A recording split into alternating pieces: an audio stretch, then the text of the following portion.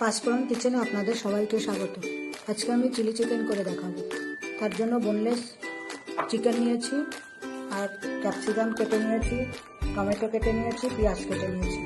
এবার মাংসের মধ্যে আমি সমস্ত উপকরণগুলো মাখাচ্ছি এবং বলছি। চামচ লবণ দিয়ে দেবো, একটুখানি চিনি দিয়ে দেবো, আদা বাটা দিচ্ছি, অল্প একটু পেঁয়াজ বাটা দিচ্ছি, একটু রসুন বাটা দিয়ে দিচ্ছি, দিয়ে দিচ্ছি লঙ্কা গুঁড়ো, দিয়ে দিচ্ছি গোলমরিচ গুঁড়ো, দিয়ে দিচ্ছি 1 চামচ টমেটো সস, দিয়ে দিচ্ছি 1 চামচ রেড চিলি সস, দিয়ে দিচ্ছি 1 টুকরো লেবুর রস, দিয়ে দিচ্ছি একটা ডিম,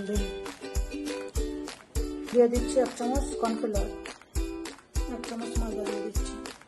সবগুলো উপকরণ একসঙ্গে সুন্দরভাবে মাখিয়ে যাচ্ছি। এভাবে আমি আধা ঘন্টা রেখে দেবো। পুরো উপকরণ মাখিয়ে আমি এভাবে রেস্টে রেখে দেবো আধা ঘন্টা। ফিরে আসছি আধা ঘন্টা। কড়াইতে তেল দিয়ে দিচ্ছি। কড়াইতে তেল গরম হয়ে গেছে। এবার চিকেনগুলো আমি একটা একটা করে ভেজে নেব।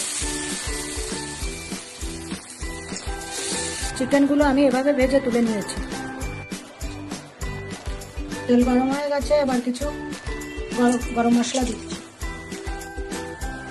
1 চামচ পেঁয়াজ বাটা,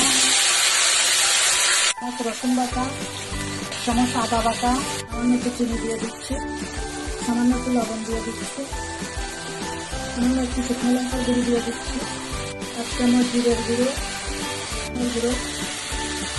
1 চামচ টমেটো সস, 1 চামচ সয়া সস দিয়ে মশলাটা কষিয়ে নিচ্ছি। কেটে রাখা সবজিগুলো এবার কষিয়ে নেব। একটুখানি হলুদ দিয়ে দিচ্ছি। এবার চিকেনটা ঢেলে দিচ্ছি,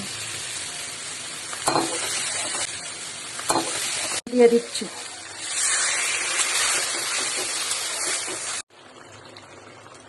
কর্নফ্লাওয়ার গুলে রেখেছি, গ্রেভি করার জন্য একটু দেবো। এবার ঢাকা দিয়ে দিচ্ছি, আসছি 10 মিনিট পর। গোলমরিচের গুঁড়ো দিয়ে নামিয়ে নেব। রেডি হয়ে গেছে আমার চিলি চিকেন।